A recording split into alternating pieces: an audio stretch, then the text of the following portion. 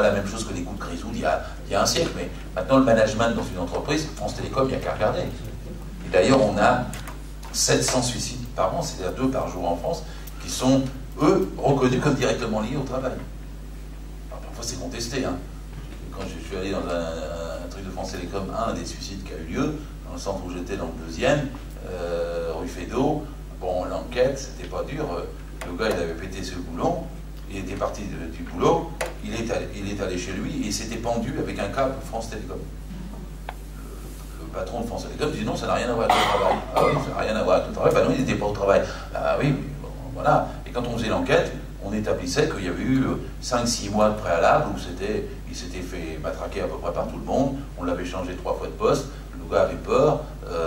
Il était usé, miné. Ça joue toujours des trucs personnels, bien sûr, parce que le gars, non, c'est sa famille, etc. Enfin, il faut une combinaison de choses, puis il faut voir qu'est-ce qui est décisif dans l'acte. Bon.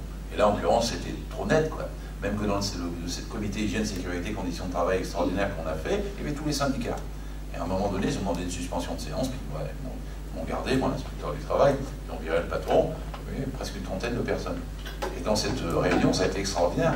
Parce qu'une fois que le patron était parti, il y avait 3 cadres qui étaient là, syndiqués, CGC, qui étaient là, qui n'avaient rien dit depuis le début. Et puis après, ils ont dit, écoutez, monsieur l'inspecteur, maintenant qu'on est entre nous, on peut parler, on ne voulait pas le faire devant la direction, mais on va vous dire, nous, on a les dossiers sur comment cet homme a été traité depuis pratiquement 18 mois, ce qu'on disait dans les réunions de comité de direction sur lui, et comment il a subi et a réagi à telle chose et à telle chose, et il disait aux autres, vous ne le saviez pas, et les autres le découvraient même. Ils ont demandé à ce que ce soit pas répété. Il n'y avait pas de texte écrit, il n'y avait pas de nom, etc. Enfin bon, tout le monde était convaincu que le lien était direct avec le travail. Même le médecin du travail ne l'avait pas vu. Il disait, ah mais il y a d'autres choses personnelles, ouais, d'accord, mais enfin c'était quand même ça qui l'avait emporté. Alors, et ça c'est le stress, la souffrance, le droit qui protège et le rapport de force sociale, parce qu'après c'est le droit des organisations syndicales. Alors vous savez, on dit, bon, j'entends dire tellement de mal des syndicats. Moi je dis aux gens, tous les matins, je suis laïque gratuit, laïque obligatoire, hein, et tous les matins vous devriez vous mettre sur le tapis de prière au bas de votre lit et dire merci aux organisations syndicales. Parce que sinon, vous n'auriez pas de retraite, pas de salaire, pas de SMIC, pas de droit du travail, pas de conditions de travail, rien n'aurait été gagné sans les syndicats. Je ne sais plus, c'était ce matin, hier soir, non c'était ce matin à France Inter, on me pose la question, est-ce que j'étais pour ou contre l'amnistie des syndicalistes ouais, c'est pas bien, ils ont été violents. Ah, ben, s'il n'y avait pas eu de la violence depuis un siècle et demi, vous ne l'auriez pas le code du travail, hein. Il a fallu en occuper des entreprises, hein. Il a fallu parfois séquestrer des cadres. Je ne vous dis pas que c'est l'apologie de ce qu'il faut faire, mais s'il n'avait pas été fait, on n'aurait rien. Tout a été fait avec des rapports de force, tout a été fait avec des luttes, tout a été fait avec des grèves, tout a été fait avec des occupations. Il a fallu, les premiers défilés, ils étaient tirés au fusil, quoi, hein, et chargés par les chevaux. Alors c'est plus la même chose aujourd'hui, mais c'est pas toujours loin, hein, parce que le nombre de syndiqués qui se font virer n'ont pas de carrière, etc. Parce qu'on me demande toujours, mais pourquoi il y a si peu de syndiqués dans les entreprises? Je vous assure que 30 ans d'inspection du travail, vous avez la réponse. Hein. Parce que j'ai vu des gens bouger le petit doigt et se faire virer, quoi. Celui qui vient me voir, qui me dit comment on pourrait faire pour faire des élections dans l'imprimerie où je suis, rue des Fontaines du Temple, là. Il dit, il m'écoute pas assez. Parce que je lui dis, surtout, faites une lettre recommandée, hein, parce que dès que vous faites la lettre recommandée pour demander des élections, vous êtes protégé, un seule personne, pendant une période de 6 mois, jusqu'à ce que l'élection se mette en place, etc. Le gars, il m'écoute pas bien, il rentre, il met sur le panneau un mot disant je demande des élections. Le papier saute en moins d'une demi-heure, et le lendemain, il reçoit une lettre recommandée avec un avis, convocation pour un entretien préalable et licencié. Je suis obligé d'y aller d'ailleurs. Et je vais dans le bureau du patron, puis je dis, mais qu'est-ce qu'ils arrivent, vous le virez parce qu'il a demandé des élections. Ah, non, bien sûr que non, il ne fait pas son travail, etc. Ah bon, il ne fait pas son travail, vous êtes sûr, ça vous est arrivé d'un seul coup comme ça, qu'il ne fasse pas son travail, il est là depuis 10 ans, d'un seul coup, il ne peut plus faire son travail, il y a peut-être une autre explication. Le patron me dit, ah ben non, je dis, moi c'était vrai, hein, j'avais eu 4 témoignages de salariés qui avaient dit, on a vu le papier, donc j'essayais de dire que la demande d'élection avait précédé le licenciement. Parce que si c'est l'inverse, la demande d'élection suit le licenciement, ça devient un moyen de se protéger contre le licenciement. On n'a pas avec la même chronologie le même motif. Donc le patron me dit, ouais, il y en a 4 qui témoignent pour lui. Ah bah dites-moi leur nom, je vais aller les chercher. Non monsieur. Non monsieur. va prendre le téléphone, on va mettre le son, vous allez les appeler, et on va écouter tous les deux, c'est moi qui vais poser les questions en présentant comme inspecteur du travail. Je savais un petit peu que je faisais prendre un risque aux personnes, mais pas tant que ça, parce qu'ils ne savaient pas bien. Et j'ai eu les 4 personnes qui m'ont dit, bien sûr, on a vu le papier. J'ai vu le patron se décomposer, puis dire, bon, allez, d'accord, on va les mettre en place aux élections de merde. Bon, d'accord, on va les mettre en place aux élections de merde. J'en ai vu des patrons qui affichaient en disant, je mets les panneaux pour les élections, mais s'il y en a un qui se présente, hein, je le vire. Et des fois, ça m'est arrivé dans des entreprises de tourisme, par exemple, pour la ville de l'Opéra, je ne vais pas les citer toutes à chaque fois, mais où il y avait 250 salariés. Quand arrive la crise de 2009, le patron envoie une lettre, il leur baisse de 10% leur salaire. Rien, aucune procédure. Pas de CE, pas de TP, pas de CHSCT, rien. Rien. Et j'ai vu quand même une douzaine de salariés qui venaient à l'inspection, ils ne savaient pas, ils n'avaient pas d'habitude, quel est leur droit, est-ce que le patron avait le droit, etc. Je leur dis non, il va vous faire au moins une lettre recommandée, c'est un changement substantiel du contrat de travail. Par conséquent, vous pourriez ensuite refuser, mais profitez-en pour demander des élections. Les gens avaient tellement la troupe. Tellement la troupe. Je suis allé voir des gens dans les cafés à côté, vous savez, comme dans les rendez-vous clandestins, en leur disant, écoutez, si, défendez-vous, ah mais on peut, on va avoir le droit. Alors, il y avait parfois l'homme qui venait avec sa femme, puis il parlait à la place de la femme, madame peut-être, etc. Mais j'ai tout vu dans ces situations, parce que des millions de gens ne connaissent pas leurs droits. Et ils ont peur de les exercer. Les exercer. Mais pour connaître les droits, est-ce que le code ne devrait pas être un peu raccourci? Pardon? Est-ce que le code ne devrait pas un peu diminuer pour qu'on puisse connaître nos droits? J'en ai parlé au début, j'ai dit que ce n'était pas le problème du code parce qu'il y avait 10 articles seulement qui comptaient dans le code. Et il n'était pas trop long ni très compliqué, mais assez simple. Ce n'est pas le problème du code, c'est le problème du rapport de force sociale. Parce que quand les gens n'en ont pas, et par exemple ce patron auquel je pense, il a réussi à faire ce qu'il n'y a pas de candidat. Donc à ce qu'on fait un procès verbal de carence. Qu'est-ce que vous voulez que je fasse? C'est le droit. Il me regarde. Quand je suis revenu, il avait un grand sourire, il m'a dit, vous voyez, monsieur l'inspecteur, il n'y a pas de CO chez moi ici. C'est parce que les gens sont heureux. Qu'est-ce que vous voulez que je fasse? Je savais, j'avais fait la tournée des bureaux, j'avais m'étais fait raconter les choses. Mais même la DRH me suivait quand je faisais la tournée des bureaux. Et même les gens qui me parlaient, ils avaient peur. Et même ceux qui m'ont dit si, on va demander des élections, ils ne les ont pas demandé. Donc quand vous avez une situation comme ça, vous vous demandez pourquoi il n'y a pas beaucoup de syndiqués en France, c'est la chasse aux sorcières. Moi je vous le dis. Je vais vous raconter cette histoire de cette jeune fille. C'était une boîte de mode. Ils étaient 120 du côté de la rue des Francs-Bourgeois. Allez, avant. C'est branché, hein, la mode, c'est bien. On est tous copains, on est des dessinateurs, on est des designers. Il y a des salons, on travaille tard le soir, il y a de l'émulation, c'est plutôt jeune. Branché, on compte pas ses heures. Et puis quand il y a des salons, on fait le vendredi, le samedi, le dimanche, puis jusque tard, etc. Enfin, cette jeune femme avait 28 ans, bah oui, parce qu'elle était déjà depuis 6 ans. Alors pendant 5-6 ans, elle a fait tout ça, elle était contente d'ailleurs. Elle était pote avec le directeur financier. Tout. Il y avait même des booms le soir dans l'entreprise, c'est pour dire si c'était cool. Il y avait une atmosphère de travail terrible, etc. Bon, mais oui, enfin, 27 ans, 28 ans, elle a un conjoint, un compagnon qui devient un conjoint un peu plus. Voilà, il s'annonce un bébé. Donc elle dit, il faut que je rentre un peu plus tôt. Et puis après, elle dit, je peux pas rester le dimanche. Elle vient pas le dimanche. Le lundi, on dit, t'étais pas là hier, mais enfin, qu'est-ce qui se passe? Bah non, il faut venir, tu sais bien que chez nous on bosse toujours, oui mais j'ai des difficultés, etc. Donc elle se renseigne si elle peut limiter ses propres horaires. Elle faisait 60 heures par semaine dans l'allégresse, dans la camaraderie, en tous collaborateurs, d'accord. Et puis il vient l'inspection, puis mon collègue qui la reçoit avant moi, il dit vous êtes sans main, il n'y a pas de CE, il n'y a pas de DP, etc. Alors elle ne savait pas, elle découvre son droit, quoi. Et on lui dit on peut vous aider. Il y a un CE, un DP, parce que c'est notre rôle de faire ça. Son calvaire commence. Parce qu'on commence à dire, je demande des élections, mais elle se fait convoquer par le patron, qui dit qu'est-ce qu'il te prend? Tu crois où, là, ici? On n'a jamais eu d'élection, on va pas s'emmerder avec ça dans notre maison, non, tu crois pas? Si. Et puis alors commence le drame, parce que quand elle demande les élections, il faut qu'on ait l'appui 2 fois, qu'il la mette en place. Et puis il commence à la mettre un peu sur le banc, quoi, c'est l'emmerdeuse. Et puis elle va avoir des ordres de délégation, elle va pas bosser pendant ce temps-là, et vous allez bosser à sa place. Et en plus, ça va vous foutre la merde. Si c'est ça, je mets la clé sous la porte, parce qu'on est ric-rac du point de vue financier, hein. Et puis, etc. Vous voyez le ton, et cette femme a commencé à vivre. Alors en même temps, il fallait qu'elle s'endurcisse, parce que je les connais, moi, les patrons, on sait quoi là. Et la première phase où il dit jamais j'aurai de CE. J'en ai un patron brasseur qui m'a dit je préfère fermer que d'avoir un comité entreprise. il restait en dessous de 47, 48 salariés pour ne pas passer le seuil. Je l'avais coincé parce que, comme on calcule les effectifs sur 3 ans en arrière pendant une période d'1 an, et qu'on peut rajouter les extras, comme ils disent, ou les CDD, j'avais passé beaucoup de temps à cause de ça pour recalculer tout. J'avais trouvé qu'il était 55, donc j'avais imposé un CE. Bon, mais il y a des gens qui ne veulent pas. Ils ne veulent pas appliquer le droit républicain élémentaire. Le droit républicain élémentaire. Républicain élémentaire. Parce que je dis ça, après, ça devient. C'est incroyable. Hein. Les entreprises ne veulent pas cela. Ne veulent pas. Ça existe depuis 60 ans, mais ils ne veulent pas. Donc, pour cette jeune femme, on a mis le paquet et tout, mais elle allait quand même travailler la peur au ventre. Alors, le patron, une fois qu'il a d'abord dit non, il dit bon. Et après, il dit jamais je les recevrai. Après, il reçoit. Parce que j'en ai vu qui m'ont dit comment? Il faut que je la reçoive une fois par mois? Non, mais j'ai pas autre chose à faire. Comment? Des réunions? Mais on bosse, nous. Comment? Il faut que je lui donne les chiffres sur l'évolution de l'entreprise? Mais non, etc. Quoi. Puis après, la troisième phase du patron, je vous l'ai dit, parce que c'est. Bon, elle était bien. Il parle à la jeune femme. Bon, maintenant, on va arrêter. Hein. Bon, allez. Je te donne une bonne prime.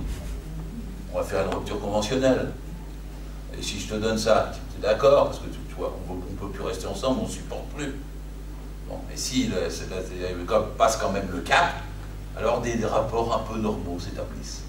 Où il y a une habitude d'avoir des réunions, on n'est plus choqué par l'arrivée de l'inspecteur, où il y a de l'état de droit, et où on peut se respecter. Puis vous avez toutes ces phases-là. Le refus, la méconnaissance, le refus, la violence, la pression, la tentative de corruption, et après l'acceptation du droit. J'avais moi un patron, il dit ah, c'était extraordinaire, c'était 14. Oui, 14 dans une boîte de petite bijouterie rue Notre-Dame de Nazareth. Et les 8 femmes qui travaillaient à la petite bijouterie, elles étaient assises sur des tabourets de bois rond. Pas de dossier, pas d'accoudoir, tabouret de bois rond, 8 heures. Et un jour, elles ont fait une pétition pour avoir un siège avec un dossier, si possible, un petit coussin quand même, parce que ça fait moins mal aux fesses.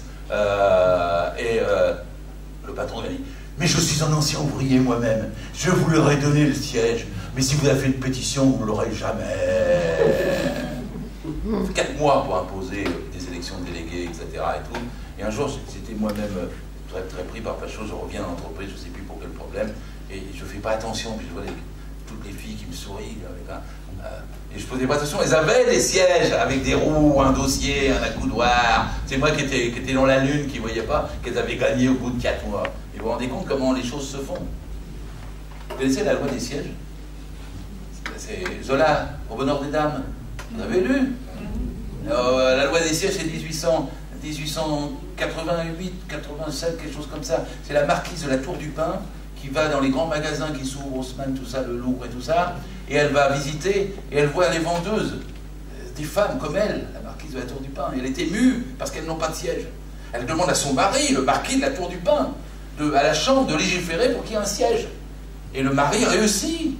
Et il met, c'est pas les syndicats à l'époque, il réussit. Donc la loi, c'est la loi des sièges, elle est toujours dans le code du travail, elle dit qu'il doit y avoir un siège adapté à chaque poste de travail.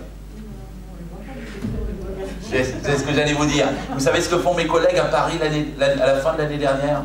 Dans tous les grands magasins, BHV, Lafayette, etc., les employés ont retiré les sièges. Avec comme argument qu'il fallait être plus mobile et plus attractif pour le client, donc jamais assis, pour qu'on ait une entreprise en mouvement, séduisante, etc. Plus de sièges. Alors on est allé faire des mises en demeure, parce que c'est comme ça qu'on fait respecter le droit. Une mise en demeure que dans 2 mois, il y a des sièges. Et alors on a toutes les réponses des employeurs. Je fais des articles là-dessus tellement c'est succulent. Oui, mais il y a marqué un siège, ça peut être un siège pour 2. Mais il peut y avoir... qu'est-ce que c'est un siège correct, approprié? Qu'est-ce que c'est un siège approprié? Est-ce que le bord de quelque chose est un siège approprié? Est-ce que... Voilà, toutes les discussions jusqu'à ce qu'on arrive à rétablir un droit. On était en 2012, qui était né en 1888. Je dis ça parce que je vous fais l'histoire du droit et des évolutions du droit, surtout dans la dernière période. Je vais conclure parce qu'après, il faut que je m'arrête. Quelle heure il est pour... 8h05 passé. Ah, ça va, je ne vais pas conclure. Alors, sauf si vous m'arrêtez, et je suis tout à fait sensible à vos pressions. Ah oui, je veux laisser du temps à vos questions. Mais, et donc, en ce moment, il y a des remises en cause de ce droit. Alors, en a eu toujours. En général, je vais faire un peu de politique. En général, les avancées du Code du travail, c'est avec la gauche. 1936, même la naissance du Code du travail, hein, c'est entre 1906 et 1910. Hein, l'inspection du travail est créée en 1892. Le Code du travail, un code nommé Code est en 1910. C'est en 1906 qu'il y a un ministère du travail qui est distinct du ministère de l'Industrie. Parce qu'avant, même l'inspection du travail était rattachée au ministère de l'Industrie. C'est vous dire qu'est-ce qu'il y avait l'inspection à ce moment-là. Et puis après, au début, vous avez 3 lois sur la durée du travail, puis vous avez à peu près 80 décrets. Et c'est vrai qu'après, comme on passe de 3-4 millions de salariés à 18 millions de salariés, bah, on a un gros code avec des précisions sur toute la diversité des métiers. Et ça prend un siècle. Les avancées sont 1936. 1945, c'est les plus grandes avancées. Le Conseil national de la résistance. Et puis ensuite, vous avez encore des avancées après mai 68. Parce que les ANI, je vais conclure là-dessus, les ANI, parce qu'il y a encore des gens, ils sont si peu informés, ils croient que c'est une sucette. Hein.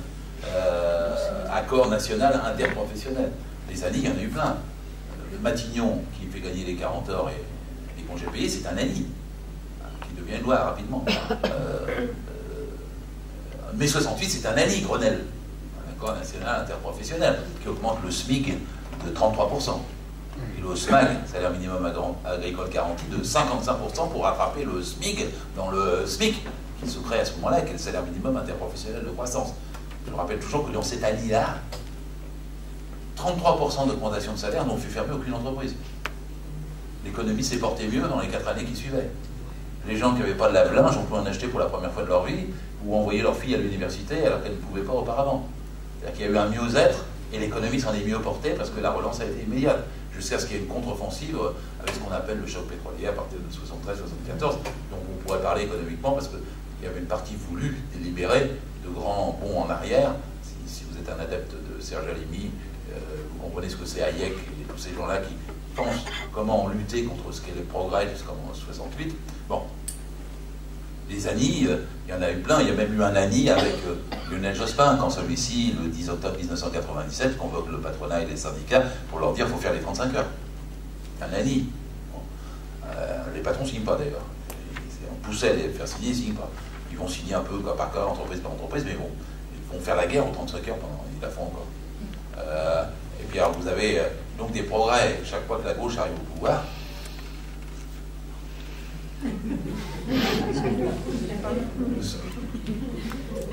Sauf la droite, chaque fois qu'après la gauche passe un peu le code du travail à l'acide. C'est ce qu'avait fait Balladur en 1993, par exemple, avec la loi quinquennale, qui avait fait perdre beaucoup de droits, qui annualisait, voté, etc. Et puis, quand ça a reprogressé avec Lionel Jospin et puis Martine Aubry entre 1997 et 2002, alors après, Fillon, Larcher, Bertrand s'en sont donnés à cœur joie. Là, ça a été, pendant 10 ans, le Code du travail a été largement remis en cause. Ils l'ont même recodifié. Ils l'ont réécrit entre 2004 et 2008 dans une indifférence générale, sous prétexte de le simplifier. Enfin bon, là où il y avait 373 subdivisions, ils en ont fait 3850. Là où il y avait 1150 lois, ils en ont fait 1800. Là où il y avait 9 livres, ils ont fait 8 livres, ils ont dit 10% des signes, et puis ils ont surtout touché à des questions fondamentales du point de vue théorique. Par exemple, dans la recodification, ils ont sorti la durée du travail du chapitre où elle était. Santé au travail et conditions de travail. Et ils l'ont mis dans le chapitre salaire. Avec quelqu'un qui m'a dit, oh, c'est pas grave, ça ne change rien. Si, quand même. Si vous abordez la durée du travail sous l'angle uniquement salarial, c'est pas la même chose que si vous l'abordez sous l'angle conditions de travail et santé. Évidemment, vous n'avez pas le même concept. C'est fondamentalement différent. Alors c'est un changement de plan, mais ça a induit une approche totalement différente ensuite. Alors c'est pour ça qu'il y a ensuite des reculs sur la médecine du travail. La médecine du travail est une très belle médecine de prévention au sortir de la guerre, comme la médecine scolaire. C'est 2 médecines qui ont été pratiquement auto-liquidées, ou presque, qui ont été baissées. On est aujourd'hui dramatiquement, au lieu de 6 000 médecins du travail, je crois qu'il y en a 800 postes qui manquent, il y en a 1500 qui partent en retraite. Ils ont remplacé ça par des intervenants en santé qui ne sont pas qualifiés et qui ne sont pas protégés. Ça, c'est la loi de Sarkozy du 20 juillet 2011. Donc, avec la droite, il y avait des reculs considérables. Et à chaque fois, quand la gauche revient, il y avait des progrès. Et là, j'ai mal. Parce qu'il y a un accord, il y a 27 articles, il donne 18 lois, enfin 18 articles de loi, pardon. Et il est, si vous ne le savez pas, je vous le dis, parce que je l'ai appris cet après-midi, c'est une information, c'est un scoop, il va être voté demain soir. C'est-à-dire qu'il a été voté bloqué au Sénat. Et ce matin, quand j'en causais à France Inter avec le rapporteur de ce projet de loi, en sortant de France Inter, le rapporteur, Jean-Marc Germain, me dit, je lui dis, mais où est le calendrier? Il me dit, bah, il y a la commission mixte paritaire, parce que c'est une procédure d'urgence, donc il n'y a qu'une seule lecture. La commission mixte paritaire commence cet après-midi. Je lui dis, bon, combien de temps? Il me dit, oh, la semaine. Je lui dis, mais après, c'est les vacances parlementaires, oui. Et je dis, donc ça ne sera pas voté avant le 15-20 mai ou quelque chose comme ça, oui. Donc, je me disais, avec le recours au Conseil constitutionnel, c'est jusqu'au début juin. Eh bien non, il a dû se passer quelque chose ce matin après qu'il m'ait quitté, puisque la commission parlementaire a profité du vote bloqué du Sénat. Donc ils ont écrit ça en des termes conformes, et à partir des termes conformes, il n'y a plus à y retoucher, puisque c'est une seule lecture. Donc ça n'a plus qu'à la ratifier demain soir, et c'est demain soir à l'agenda de l'Assemblée pour la ratification de cette loi. Alors je vais vite sur cette loi. Moi j'ai une opinion particulière, vous n'êtes pas obligé de la partager. Le mouvement syndical est divisé. Il y a à peu près 38% du mouvement syndical qui est pour, à la va-vite, et à peu près 62% du mouvement syndical qui est contre.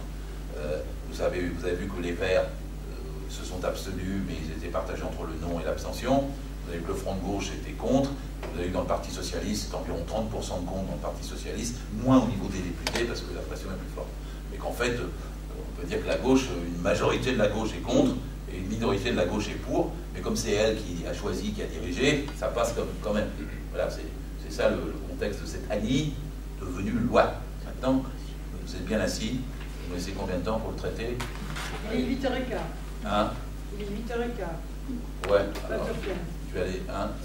Ça veut dire quoi? C'est que je le fais en combien de temps? 10 minutes, 15 minutes? Vous le faites jusqu'à la demi. Ouais, d'accord. Et on peut parler Ça marche. après jusqu'à moins le quart. Ça marche comme ça, merci de m'aider dans mon cadrage. Alors écoutez, on va vous dire qu'il y a des taxations. Je vais aller vite, hein, vous allez comprendre. Et on va vous dire qu'il y a la taxation des contrats à durée déterminée. C'est pas vrai. La taxation, les contrats à durée déterminée sont déjà taxés 10% de prime de précarité, plus 4% de prime à allocation chômage. Donc ils coûtent déjà 14%. Pour les contrats dits d'usage, l'ANI prévoit d'augmenter de 0,5, ça va passer de 14 à 14,5. Pour les contrats d'entre 1 mois et 3 mois, ça va présenter à plus 1,5, ça va passer de 14 à 15,5. Pour les contrats de moins d'un mois, dits contrats courts, ça va être 3 points, ça va passer de 14 à 17. C'est absolument pas dissuasif pour l'employeur. Hein. Surtout que l'intérim reste. Donc l'intérim, vous voulez que les CDD deviennent légèrement plus chers que l'intérim pour que les patrons d'intérim récupèrent les contrats courts. Donc en fait l'intérim va substituer pour les contrats courts au CDD. Cette taxation n'est pas dissuasive. D'autant qu'il y a 4 dérogations, puisque les CDD pour remplacement de salariés absents ne sont pas concernés par la taxation. Les CDD des moins de 26 ans ne sont pas concernés par la taxation. Les CDD de plus de 3 mois ne sont pas concernés, je l'ai dit ou pas dit. Les CDD d'usage, c'est-à-dire dans 15 branches différentes, ne sont pas concernés par la taxation. Ça fait beaucoup. 80% des CDD ne sont pas concernés, la taxation est toute petite. On m'a dit oui, mais en échange, on va encourager les CDI courts pour les jeunes de moins de 26 ans. Alors CDI pas court, CDI. En fait, ils vont être courts, parce que le patron sera détaxé la partie chômage pendant 3 ou 4 mois. 3 ou 4 mois. Et ça correspond aux périodes d'essai qui sont de 2, 4 ou 6 mois. Et si ça correspond à la période d'essai, ça veut dire que le patron, le 29e jour du 3e mois, il pourra se débarrasser du jeune et il n'aura pas à payer pendant les 3 mois la part de l'allocation chômage du tout. Le MEDEF a lui-même calculé que c'était 110 millions de taxes pour les CDD et 155 millions de rapports pour les CDI. 155 moins 110, c'est 45 millions dans la poche du patronat. Si vous croyez que les CDD étaient taxés, que c'était une bonne mesure pour dissuader la précarité, ne cherchez pas dans l'ANI. Et je vais utiliser la méthode pour tout. Vous allez avoir un affichage dans l'ANI, grattez derrière, lisez, et vous vous apercevrez, c'est comme quand on zappe un mur doré, mais derrière il est écaillé. Il n'y a rien. Alors on va prendre les contrats à temps partiel. Le temps partiel aujourd'hui, c'est 2 700 000 femmes, c'est 17% des contrats, c'est 85% de femmes et 80% de non qualifiés. Alors, ce qu'on nous dit dans l'ANI, c'est qu'il va y avoir un plancher, c'est que ça sera plus possible au moins de 24 heures. Il y avait déjà un plancher il y a 20 ans, c'était de 20 heures, ça n'a rien changé. Hein. Ça a augmenté le temps partiel quand même. Et vous savez, le temps partiel, ça date de 73, c'est très encadré en 73. L'intérim, ça date de 71. Les CDD de 79, c'est des créations récentes. Eh bien, le temps partiel là, un plancher à 24 heures.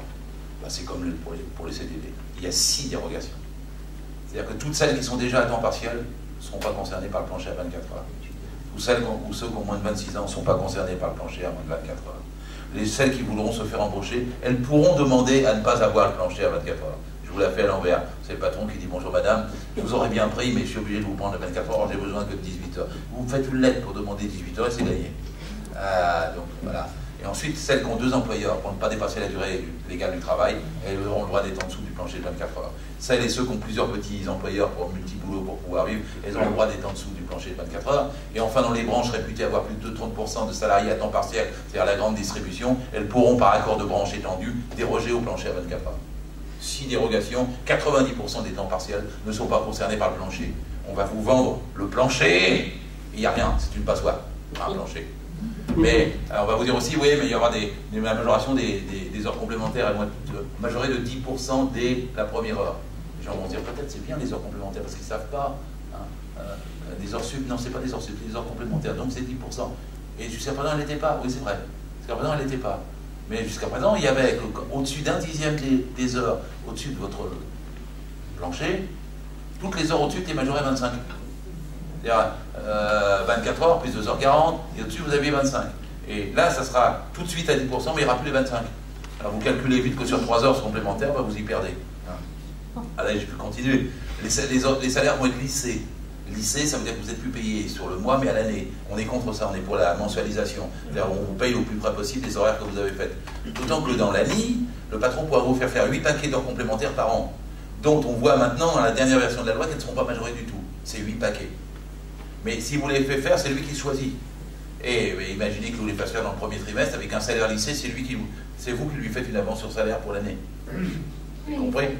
Bon. Alors, ensuite, salaire lissé, ça existe dans la distribution aussi. Oui, oui, ça, je sais bien, mais l'ANI recodifie en modifiant par exemple le nombre des coupures dans la journée. Parce qu'en 1999, on a introduit qu'il n'y avait qu'une seule coupure dans la journée et de 2 heures maximales. Parce que sinon, ils prenaient les caissières le matin à 9h, ils les faisaient revenir à 1h, ils les faisaient revenir à 18h le soir, et elles avaient des amplitudes de journée de 12 heures en étant payées 5 heures. Donc on avait mis en 99, dans la deuxième loi Aubry, 2 heures de coupure maximum, une seule coupure. Dans l'ANI, il y a une rediscussion sur le nombre de coupures et sur leur durée. Oui. Oui, mais il y a dans la convention, justement, dans la convention collective du commerce et de la distribution, c'est 2h30 maximum. On va juste un petit peu devancer, Oui. parce que par convention de branche étendue, il sera possible de déroger, voilà. Et c'est ce qui est le cas dans la grande distribution, bien sûr. Et après, vous aurez la possibilité qu'il y ait une modification des délais de prévenance. Les délais de prévenance, dans la deuxième loi Aubry, on avait fait que c'était 7 jours. Par accord de branche étendu, Fillon avait permis que ça soit 3 jours. Si vous avez un rendez-vous avec le proviseur pour votre enfant, les délais de prévenance, ça compte. Si vous avez un rendez-vous chez le dentiste aussi, ça compte. C'est la vie quotidienne qui en dépend. Et bien là, dans l'ANI, il y a la possibilité de déroger, ils vont rediscuter des délais de prévenance. Vous allez voir que ça va finir par un texto. Demain, tu arrives à 8h. Ça va être comme ça, quoi. Donc il y a 4 éléments de flexibilité, en échange de 2 éléments de progrès, on vous dit que c'était équilibré, c'est pas vrai, tout est mauvais. Tout est mauvais pour les femmes à temps partiel, ils s'en foutent. Il y a 900 000 caissières en France à temps partiel. Vous avez un 3e élément, dans l'ANI, il y a des contrats à durée indéterminée intermittents. Il m'a dit ce matin, mon partenaire en débat, il m'a dit oui, mais enfin c'est limité, c'est expérimental. Oui, dans le chocolat, dans la formation et dans les articles de sport. Et vous savez pourquoi? Parce que dans le chocolat, c'est tout l'agroalimentaire. C'est expérimental, mais tout l'agroalimentaire. Dans les articles de sport, c'est tous les loisirs. Dans la formation, c'est tous les services. Donc c'est une brèche contre le CDI. Et dans les comptes CDII, eh bien, vous n'avez plus de plancher de toute façon. Tout ce que je viens de parler précédemment tombe. Mais le salaire est lissé quand même. Donc le patron peut vous embaucher sans même tenir compte des accords pour les saisonniers, qu'on ne connaît pas suffisamment, mais une série de branches où il y a quand même quelques contreparties et avantages. Et avec les contrats, les CDI, tout ça pourra tomber. Dans l'ANI, il est maintenant... Ah oui, on va dire, oui, non, il y a une sécurité sociale professionnelle. Vous allez entendre ça sur les médias. Si c'est, vous aurez Poujadas vous le dira. Sinon, c'est l'anglais qui va vous le dire. Et sinon, le matin, Dominique Seux, à 7h20 sur France Inter, qui est spécialiste de vous dire ça. Eh bien, c'est très simple. Il n'y a pas de sécurité sociale professionnelle dans l'ANI. C'est 20 heures par an, plafonné à 120 heures. Ça existait déjà, ça s'appelait DIF, droit individuel à la formation. Sauf que c'était plafonné sur 6 ans. Maintenant, vous avez de la chance, c'est déplafonné sur 42 ans. Mais vous avez toujours 120 heures. Bon. Ensuite, après, on va vous dire, la complémentaire santé, il y a une complémentaire santé pour ceux qui n'en avaient pas, c'est un progrès, c'est 4 milliards. Oui, alors je vais vous dire tout de suite de quoi il s'agit. C'est va être payé 50-50 par l'employeur et par le salarié. Alors que jusqu'à présent, dans les complémentaires santé, l'employeur payait une part de 57% et, en moyenne, et les salariés 43%. Ils ont payé 7 points. Et ensuite, c'est pour un panier de soins réduit, qui ne compense pas les remboursements de la sécurité sociale, n'est-ce pas? Panier de soins réduit, il y a des exemples. Pour les lunettes, c'est 100 € par an, alors que pour la CMU complémentaire qui existe déjà, c'est 173 €. Pour la prothèse dentaire, c'est 125 €. Alors qu'en moyenne, déjà, dans la complémentaire de la CMU, je prends la plus basse, complémentaire, c'est autour de 153. Je donne des indications. C'est-à-dire que le panier de soins sera plus réduit et le coût sera plus grand. Mais 32 € par exemple, pour une complémentaire, pour un petit salaire, c'est lourd. Mais surtout, c'est l'employeur qui décidera où va l'argent. Parce que c'est pas pour tout de suite la complémentaire, c'est pour le 1er janvier 2016. Et ils se sont tenus jusque la dernière version de la loi, c'est l'employeur qui décide. Hein, vous pourrez suivre sur mon blog, je ne vous dis pas tout assez vite ce soir. Mais si l'employeur qui décide, pourquoi? C'est parce que ça va aller aux assurances privées. Parce que je n'aime pas, moi, ce système de millefeuille où on a la Sécu, la mutuelle, la complémentaire, la caisse de prévoyance, puis ensuite l'assurance privée. Vous dérégulez la Sécu, vous la mettez en concurrence. Et petit à petit, la situation de chaque groupe d'entreprises, de branches, de métiers se diversifie au lieu d'être unifié. Et au lieu d'accéder à l'égalité d'accès aux soins, eh bien, on a une diversité d'accès aux soins. Et donc, c'est pas bon. Voilà. Mais surtout encore, ouais, mais bien sûr, ça va bien en plus. Mais surtout encore en plus, tenez-vous bien, ce sera en 2016 et ce sera le moment où une directive européenne s'appliquera qui permet que l'URSSAF n'ait plus le monopole de collecte des cotisations. C'est comme, bien sûr, c'est comme la loi, c'est comme vous savez, les trains privés qui circulent sur les rails SNCF. Et donc AXA, Generali et Allianz, ils préparent déjà les prospecteurs et les prospectus pour aller chercher l'argent auprès des petits entrepreneurs pour nous dire donnez-le. Ouais, mais vous allez dire dans la vie, y a-t-il des contreparties? Non. Les comités d'hygiène, sécurité, conditions de travail auront moins de droits. L'employeur pourra empêcher, là où il y a beaucoup de CHSCT dans les établissements, de passer par-dessus 20 CHSCT et d'empêcher qu'il y ait des expertises à la base. Vous regardez dans le détail, il y a 12 organismes qui interviennent pour les expertises CHSCT, qui ont fait un texte magnifique qui circule sur Internet pour protester contre ça. Dans l'ANI, vous aurez des difficultés pour les institutions représentatives du personnel. Parce que jusqu'à présent, il était mis en place quand l'employeur passait le seuil de 10 ou le seuil de 50, j'en ai parlé tout à l'heure. Mais là, il aura 1 an au total pour se familiariser avec la possibilité d'avoir des DP ou des CE. Ça leur donne plus de temps avant de le mettre en place. Dans l'ANI, vous aurez une modification des critères de licenciement. Alors écoutez-moi, parce que ce matin, je n'ai pas pu le répondre sur France Inter. C'est-à-dire qu'il y avait 4 critères avant. Le premier critère, c'était les charges de famille, difficultés sociales. Le deuxième critère, c'était l'ancienneté. Le troisième critère, c'était la question de la qualification au poste de travail. Et le quatrième critère était celui de la compétence. Alors celui de la compétence était toujours contesté par les syndicalistes, parce que qu'est-ce qui apprécie la compétence? L'employeur. Aujourd'hui, tu es compétent, demain tu ne l'es plus. Tu es compétent pendant 20 ans, mais tu ne l'es plus aujourd'hui. C'est une appréciation absolument subjective et seul l'employeur décide. Et c'est pour ça qu'il y a des critères. Parce que pour protéger les gens, on disait c'est d'abord le critère de charge de famille et de difficultés sociales, on va le protéger et ça ne sera pas en premier sur la liste de licenciement. Moi, ça m'est arrivé comme inspecteur de sauver des gens qui avaient 54 berges chez Sodexo. Je savais que s'il était viré, il allait finir sous les ponts. Et 2 mois qui viennent, il pouvait faire encore 4 mois pour atteindre sa retraite. Bon, voilà, quoi. Et j'avais le critère de charge de famille, il était divorcé, donc des mots, vous imaginez très bien. Et on pouvait sauver en disant vous n'avez pas respecté ce critère, vous ne pouvez pas le licencier lui, il est dans la première catégorie. C'est un ordre. Et bien maintenant, c'est plus un ordre. L'employeur peut choisir de privilégier un critère à condition de tenir compte des autres. Je vais vous dire ce que ça va donner, quoi. Ça sera bien la compétence et ça ne sera plus le critère de famille avec l'ordre qui existait. C'est un des points les plus réacs. Ensuite, vous avez le fait qu'il y aura la possibilité de mutation interne volontaire et de mutation externe volontaire. Alors là, vous fouillerez le texte, parce que déjà le mot volontaire devrait vous attirer. J'ai dit qu'il ne pouvait pas y avoir de volontariat en droit du travail. Oui, mais on dirait ça fait rien, il aura signé un accord avec un délégué syndical. Imaginons au hasard un délégué CFTC, je suis l'employeur. Bonjour, monsieur le délégué CFTC. Est-ce que vous voulez bien signer un accord avec moi? Vous allez dire, je ne suis pas sûr d'avoir 30% des gens derrière moi. Oh, je vais vous aider, parce que si on ne signe pas cet accord, je mets la clé sous la porte et je mets tout le monde dehors. Vous allez voir même les salariés qui vont venir voir le délégué CFTC en disant signe, signe, signe, signe, signe, parce que ça c'est le canon sur la tempe. C'est-à-dire dès que vous avez la possibilité légale de faire ce type de chantage, évidemment vous obtenez le résultat. C'est pas dans la mesure c'est pas, on m'a dit mais non, les délégués vont savoir résister, mais les délégués sont subordonnés aussi, ils ont des personnels subordonnés et il leur faut des contreparties protectrices. S'ils n'ont plus les parties protectrices et que l'employeur peut ainsi faire le chantage en disant sinon je ferme, sinon il y aura des mutations volontaires, là l'affaire est pliée. Ensuite, vous avez le pacte de maintien de l'emploi. Vous êtes tous... Ça va, je tiens mes temps pour le quart d'heure. Le pacte de maintien de l'emploi. Ouais, ça va. C'est le pire. En plus, ce que je dis, ça monte en gravité. J'ai commencé par le moins important. Le pacte de maintien de l'emploi, vous vous rappelez, ça aussi, ça me fait le plus mal. Sarkozy avait fait une campagne l'année dernière pour les pactes de compétitivité. On était le 31 janvier avant l'élection. Il disait que quand une entreprise sera en difficulté, elle pourra signer un pacte qui fera varier les horaires pendant 1 an. C'est devenu loi, c'est la loi Warsmann. Personne ne la connaît parce qu'elle n'a jamais été appliquée, mais elle est parue au journal officiel du 22 mars 2012. L'article 40 de la loi Warsmann permettait de faire varier les horaires dans un type comme ça pendant une période d'1 an. L'ANI, c'est pendant une période de 2 ans, faire varier les horaires et les salaires.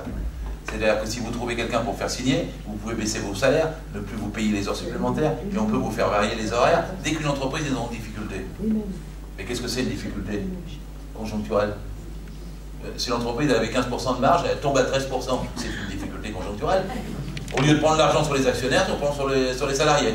Avec le même système, je vais chercher un délégué qui n'est pas en position de refuser, qui est sous pression, et puis je vais lui dire que sinon je mets la clé sous la porte, et les salariés eux-mêmes vont pousser à ce qu'ils signent, et donc j'aurai obtenu les variations d'horaire contre le code du travail, de ne pas payer les heures supplémentaires contre le code du travail, ça sera exceptionnel, ça sera pendant 2 ans. Mais Madame Parizeau a dit, après, ça sera à meilleure fortune. Vous avez déjà vu un patron rentre après? S'il y a un cas dans l'histoire, dites-le moi, parce que je le cherche encore. Quand il gagne plus de sous, il ne les redonne pas. Ni chez Bosch, on peut prendre des exemples en France, ni chez Continental. On subit déjà ça de façon anticipée. Et alors après, vous aurez les plans de licenciement accélérés. Quick, fast, rapide. C'est-à-dire que ce ne seront plus en 3 comités d'entreprise comme aujourd'hui, qui permettaient à Fralib, par exemple, de lutter pendant 884 jours, et puis le juge, il dit « Ah, toute la procédure est mauvaise, on repart à zéro ». Évidemment, ils avaient combattu, ils avaient trouvé de l'espace, ils avaient trouvé des soutiens. Toutes les grèves actuelles et les combats contre les plans de licenciement, que ce soit Petroplus, que ce soit PSA, que ce soit Goodyear, que ce soit Mittal, etc., Molex, Pilpa, enfin il y en a 200 en ce moment. Bon, se joue dans la durée pour créer du rapport de force et se défendre en s'appuyant sur le droit. Eh ben non, maintenant c'est fini. Le patron concocte son plan social, il en fixe le calendrier, il fixe les modalités, il propose des mesures d'accompagnement et il met les noms. Et après, il va demander à un délégué syndical de signer un accord. Si le délégué signe, l'accord est plié. Il n'y a pas besoin d'autres consultations, ça rentre en route. S'il ne trouve pas de délégué syndical, il a une chance au tirage, après avoir échoué au grattage. C'est qu'il va voir le direct. Alors les gens ne savent pas ce que c'est le direct. Il n'y a plus de directeur du travail en France. C'est des directs, c'est-à-dire des espèces de monstres administratifs qu'on remplace des sous-préfets qui chapeautent tous les services de contrôle. Alors le direct, il aura comme charge d'homologuer le plan du patron. Alors homologué, même moi, Michel Tapin m'a dit, mais tu es content, c'est le contrôle de l'inspection du travail. Je dis, ah, je ne suis pas content du tout. Parce que c'est homologué, c'est pas contrôler les raisons du plan, c'est pas modifier le plan. C'est homologuer, accréditer, c'est-à-dire dire qu'il est conforme à la loi. Ce n'est pas dire autre chose, ce n'est pas le négocier, ce n'est pas le remettre en cause. Et ensuite, le direct, il aura droit à un délai de 21 jours. Alors ce matin, on m'a dit 81 jours. C'est pas vrai. Le délai pour répondre, c'est de 21 jours. Et s'il dépasse les 21 jours, ça veut dire oui, c'est une acceptation implicite. S'il dit oui avant les 21 jours, eh ben, le plan s'applique dès le 22e jour. Donc c'est un plan fast, rapide, quick, et qui va permettre de mettre les gens dehors beaucoup plus sans résistance et sans possibilité d'avoir le temps de mobiliser, d'éveiller, etc. Puis à la fin, vous avez des droits en moins pour les salariés, puisqu'on ne pourra plus saisir les prud'hommes. Après 5 ans, c'était 5 ans, maintenant c'est 24 mois.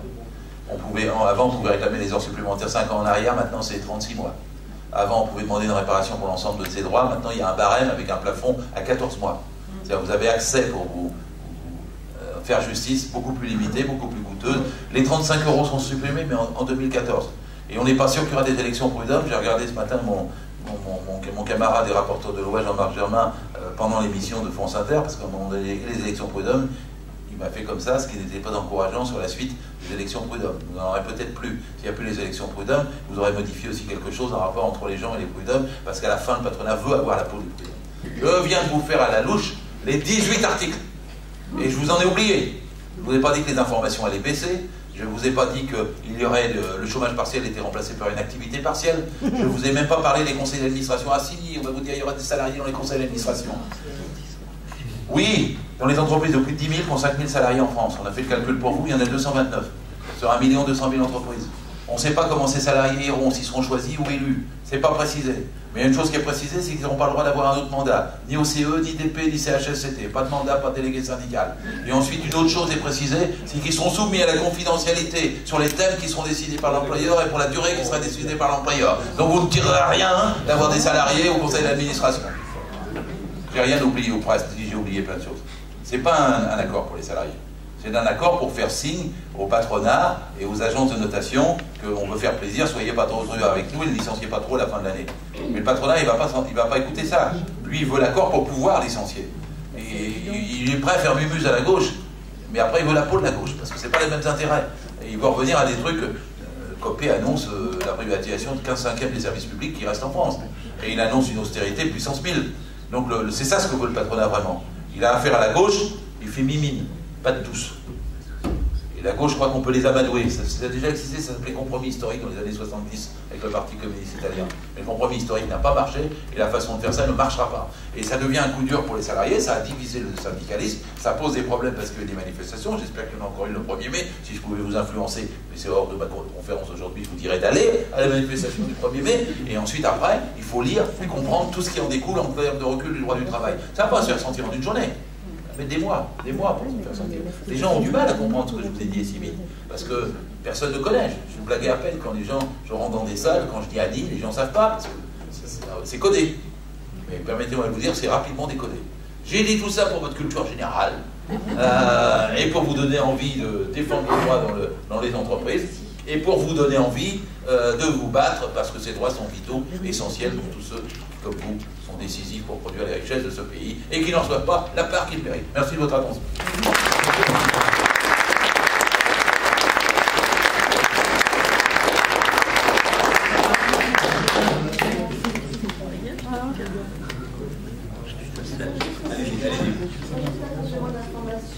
Sur les salaires, quand vous avez parlé du rapport aujourd'hui 1, 2 et 8, et vous avez cité les valeurs, vous les avez citées en salaire brut ou en salaire net?